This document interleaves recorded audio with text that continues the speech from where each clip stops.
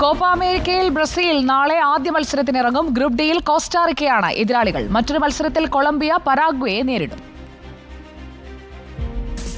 നിരാശയുടെ കാലം കടന്ന് കപ്പിലേക്ക് കപ്പലോടിക്കണം. കാനറികൾ കന്നിയംഗത്തിന് കച്ച കിട്ടുന്നു.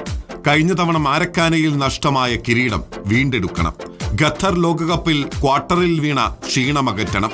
ഈ കോപ്പ അതിനുള്ള അവസരമാണ്. പുതിയ പരിശീലകൻ ഡോറിവൽ ജൂനിയർ. യുവതാരങ്ങളുടെ കരുത്ത്. പ്രതീക്ഷകൾ ഏറെയാണ്. ഫിഫ റാങ്കിങ്ങിലെ സ്ഥാനക്കയറ്റം, ആത്മവിശ്വാസം. അപ്പോഴും Neymar, Casemiro, Richarlison, goalkeeper Ederson എന്നിവരുടെ അഭാവം മറികടക്കേണ്ടതുണ്ട്. പ്രതിരോധം ശക്തമാണ്.